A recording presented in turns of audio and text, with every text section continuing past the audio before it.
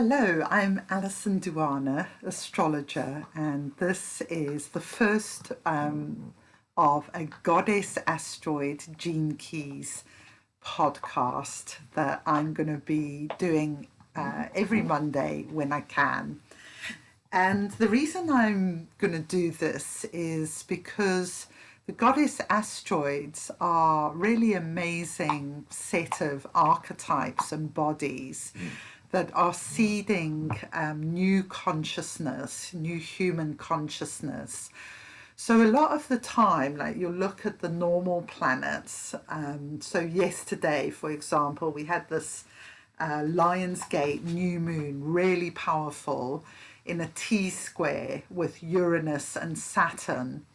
And there's a lot of tension in that. And then this morning, we've had the UN document released on global warming, which is like, you know, they're really being like, okay, humans are involved in this now and we really need to do something about it. You know, often we see, like, through the main planets, the drama, the negativity, the chaos playing out on the world stage. And what we get through the Goddess Asteroids is kind of the doorways that we might walk through to change the situation, to align ourselves with the highest possibilities. So I'm going to share the chart for today, which is the 9th of August. So yesterday was the new moon, and you can see that there is the sun. Let me just pick up my little spotlighter so you can see the sun is there and the moon is just moving on. It's actually conjunct Mercury today. So we're just on this new crescent moon. But I'm going to begin up here. This is what we call the North Node, which is karmically where the energy is moving towards. And what we have is Ceres is here at 2 degrees Gemini in Gene Key 20, line 3. Now, Ceres is all to do with, she's a mother goddess archetype, and she has to do with our original attachment to our mother, which is so vitally important. We know this now, and it really shapes our ability to trust people, to have relationships. And it's actually, I found, through the many years, I found that she really is a marker about our relationship to food, which will be shaped by our mother. And also the regulation of emotion, which is one of the first things we learned from our mother. So here we have her in Gene Key 20, line 3. And the shadow of this gene key is superficiality. The gift is self-assurance, and the city is presence. So this is, I think, a very relevant gene key for Ceres, because when we have attachment problems with other people, and indeed with Mother Earth, our planet, we don't have a true sense of belonging. You know, we feel really, really shaky about things. So our friendships, our relationship with a significant other, you know, we have a deep sense of insecurity when we don't have strong attachment and trusting attachment. And actually we kind of sabotage our relationships and do all kinds of behaviors that actually are a kind of self-fulfilling prophecy that relationships go wrong one after the other, because we haven't yet addressed this kind of really deep core issue inside ourselves. And it is possible to address it, but I mean, it's a kind of a wiring of our neural system that is set up as a young baby, when we make eye contact with our mother breastfeeding. This is how it all begins. And so when we don't have those experiences, we may have been in an incubator, our mother may have been ill, there may have been some kind of crisis going on that interrupts this attachment. And it can really vary from being a kind of mild attachment problem to being very severe, which you might see in the case of children who've been neglected or abused. Then you'll see like the whole wiring of the brain there's very little activity in the frontal cortex, for example. So it can have a really profound effect on our life. And when we develop that attachment to others, which can mean overcoming some deep, terrifying fears, then that's in my experience anyway, then we start to feel that self-assuredness. And this is in Gemini, so let's think about our age of information and social media. If your sense of self is based on, for example, how many likes you might get a day on your Instagram or your Facebook, or people saying nice things to you, they say you look great in your new profile picture. So that kind of all boosts you up. But then the next minute someone says something not so nice, or no one responds to your post. So how do you feel then? Now, if you have self-assuredness, you don't need that outer sense that you're okay, being told you're okay all the time, because you feel it inside yourself. So you don't need it all the time. Of course, it's nice to get it, but if you don't get it, it doesn't feel like your whole world is kind of crashing apart. And the next level of that is presence, which is being able to be really here now with who you are exactly in this moment, all your gifts, all your shadows, and really bringing presence to yourself and others.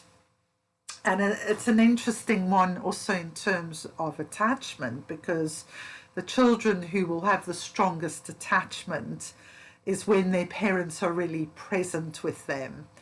And that is quite a shaky thing these days, because, a lot of mums are on their phones and whatever. It's not a judgment, it's just an observation. But while you're on your phone, you're not present with your children or with your partner.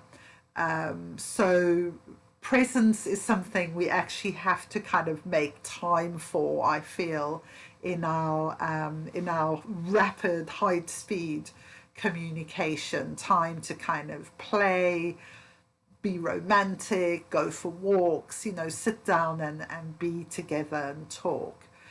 Because those things could easily pass us by, like for years and years. Okay, so let's go over to the other side here. It's my little snarling dog here has decided to do that. So here we have Juno on the North Node.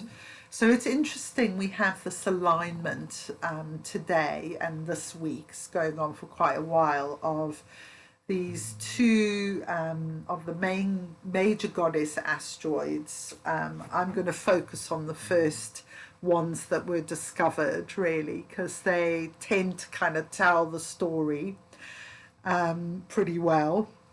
So we have Juno there on the North Node. So the North Node is karmically where we're moving towards.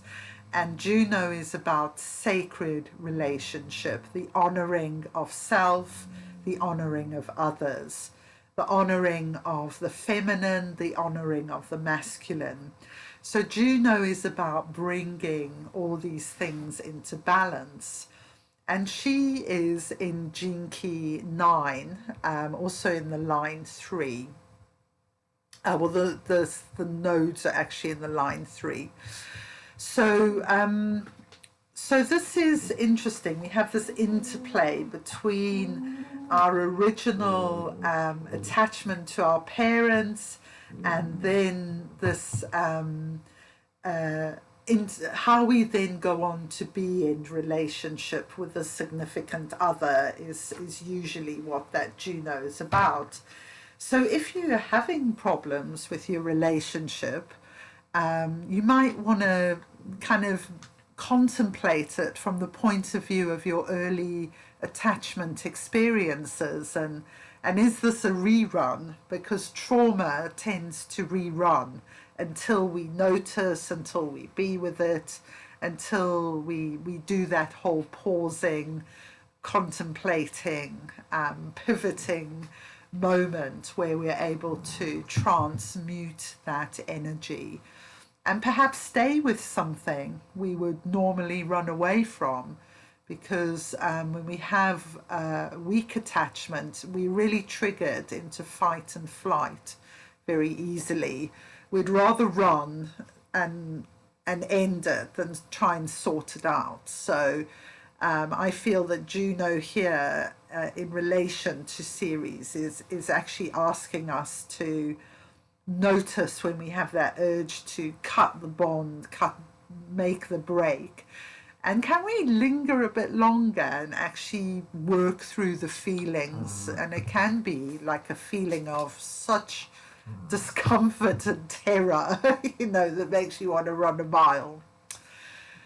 Okay, and I'm going to mention as well that here we have Asteroid, who is the goddess of the golden age, the returning golden age, which we're really just right at the beginning of what will be, a long period, hundreds of years until we get right into that golden age. But here we have Asteroid seeding this consciousness, and she's in 26, line 6, and I love these two actually, because 26 is the taming power of the great, and 9 is the taming power of the small. And apparently this came from ancient China, where it was like training small animals is 9. Well, I've got 2 terriers sitting here kind of just on the edge of some sort of explosive fighting game. And then you have things like, I remember like 26 is my purpose, and I once had a dream that I went out on a quad bike to tame wild bulls. And when I found this out, I was like, oh my goodness, what an amazing dream to have with this 26 purpose. So it's something about Australia holding the big vision of the future, where are we going to into this golden age? And Juno is more about the detail of how we're going to get there, is through day-to-day management of our relationships, day-to-day integrity in our relationships, day-to-day virtue in our relationships. As the sun is in gene key 7 today, one of my favorite cities is that city of virtue. Let virtue be your army. And if we all did that in relationships, we wouldn't have any problems at all, probably. Okay, so let's go over here now we can see that we've got Mars is here at 6 degrees of Virgo, and this is a body called Hygeia, a goddess of healing. And in my experience of her, she's very much linked to circadian rhythms, all the actually billions of biological clocks that make up our human body. our response to day and night, to light and dark, to the seasons. And actually, we're actually very tidal, because while we're sleeping, our whole cellular system is doing something different as to when we're awake. So it's really important with Hygeia that you understand like the science of sleep, basically. So if you have lights on in your room, like the TV standby light, that is going to stop you going into that deep sleep. And if you turn the lights on in the middle of the night, this whole kind of tidal thing reverses. So you've got to give yourself a good night's sleep in the dark, as quiet as you can in our modern world, so that your body can actually go through these changes. And we know, for example, that cancer's a massive problem, like a pandemic in itself, because if we don't allow our cells to go through this this day and night cycle, what we end up with is cell mutation, and we don't want to begin that process. So she's actually really, really important. She's like, for me, she's a fundamental basis of health, is that we're tuned in to the planet, we're tuned into night and day, and to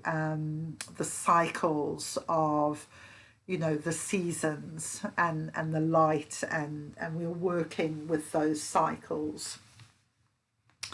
Okay, and if you want to know more about that, watch the podcast I'm doing with Katrini on the understanding the big mutation that's happening leading into 2027, because we're talking a lot about the cycles and how to work with that in a somatic, embodied way. And the goddesses all call for this. They don't care if you understand them intellectually. What they want is for you to embody them in your life.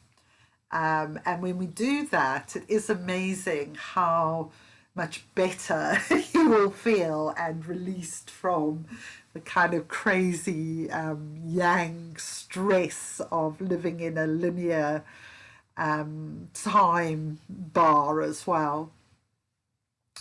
Okay, so we've got her here. She's conjunct Mars. Mars is all about that vital life force energy. So this is really a fantastic aspect here, because Hygeia is saying, I'm going to show you something about how you can release your vital life force energy. So she's in gene key 40, and very interesting, because the shadow of that is exhaustion. The gift of that is resolve, and the city is divine will. So this is just so relevant for Hygeia, because when we surrender to the cyclical way of living, we hand over control. It's like we're part of the earth, the ecosystem, and we just embrace that. We go with it. And where the exhaustion comes from is actually trying to control what's going on with our minds, because our minds actually don't have a clue what to do anyway. You could spend like the next 5 lifetimes trying to get your mind to understand how to work with all this stuff going on in the world, and it won't get it. Once you've gone into the body, into the somatic body, then you can hit the kind of higher causal plane. But then that is kind of working in harmony with the body and with the emotions. It's not trying to override everything. So if you're feeling exhausted, you could ask yourself, what am I trying to control here? Can I surrender? And sometimes the resolve is actually about making space for good things in your life, you know, getting off that track of just, you know, because it is exhausting. Anyone would be exhausted with it. But it takes a lot of resolve. It takes facing fears to get off that track, and to start doing something different. To trust, you know, just for example, to trust that if you went for a walk for half an hour, the whole world isn't going to fall apart, you know, and you're going to feel a lot better, especially if you do that walk mindfully, and you know, if you're taking your dogs or your child, that you really pay attention to them. You maybe have some play, or you notice the flowers that are out, you notice what's going on in the sky with the clouds and the weather. You know, just even try and notice what the pressure is like, high pressure, low pressure. I love that when you suddenly feel like storm or a rain approaching. You think, wow, you know, the air pressure's just changed, and I've noticed that. And when you live like that, you know, this is the release of energy. I mean, we have the energy there at our disposal, but it's actually our mind that's cutting off that energy. It's our fear, our deep fear of surrender, that's cutting off. So when we hand over to divine will over and over again, then the energy really starts to flow. Okay, so right, we're going to finish now with Vesta. So I'm going to go over here to Vesta, and actually Chiron, you can see there's opposite. So it's very interesting. I started doing this today. I didn't realize this, but I'm having a Vesta return. So when I was born, Vesta was at 9 degrees of Libra, and actually Chiron was opposite at I was born when it was at 7 Aries. So we actually have quite a similar setup to the 1970s. I was born in 70, so if you were born in 70, chances are you're also having this, and you would have just had your Chiron return last year. But you can see that Chiron is actually going retrograde, and is going to go all the way back to 8 degrees of Aries. So you may well have a second or third even Chiron return happening.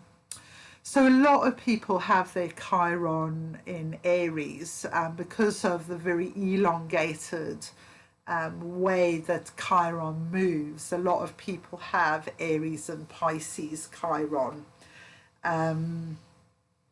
So we have a condensation of a lot of people having their Chiron returns. And I've known someone very close to my Chiron who was whole year younger than me. So that was interesting. Okay, and Chiron is in 21 at the moment, which is the shadow of control. It's the gift of authority and the city of valor. So let's talk about Vesta here, who is all the way over in gene key 18, which is the shadow of judgment, the gift of integrity, and the city of perfection. So very interesting, this interplay here, because one of the things that Vesta's about is finding our inner authority. So in that sense, you know, it's very much connected to Ceres, which is over here, which is about that sense of self-assuredness. You know, when we have self-assuredness, then we start to move from inner authority. If we don't trust ourselves and we don't feel that sense of self-assuredness. You know, how can you have inner authority? It's kind of impossible. Um, so yeah, and interesting because they're both in air signs there. We have Gemini there, Libra there. So we've got Vesta is in a trine to Ceres, and actually looking over here is in a perfect air trine to Saturn in Aquarius. So she's very powerfully aspected, very harmoniously aspected today, which is probably why I'm doing this podcast. But how it might work for you is you may feel the sense of you know, this need for integrity in this world we're living in, the need for to live from your own inner truth. This is what Vesta's all about. She's like living with intention, living from your inner authority. And she's actually like really important, I feel, for our survival, because if we don't find this inner compass now in this next 7 years, life is going to get increasingly more difficult for people who are receiving signals from the environment and are reacting to that left, right, and center. You know, the only way we're going to be able to navigate these very choppy waters ahead is through our inner navigation system. You know, call it intuition, call it synchronicity. This is what we need to be in, right down in our body, in our belly, feeling as we traverse these times. So that's the end of the Goddess podcast for today and Gene Keys. I'm an astrologer, as I say. I'm also a Gene Keys guide. So please get in touch with me. I'll put my email below, and I'll also put a link to Mahala's Planet Alert. I'm a guest blogger on that for the last 15 years. So you're very welcome to also follow the blog, and I'll be back next Monday. Namaste. Go in peace.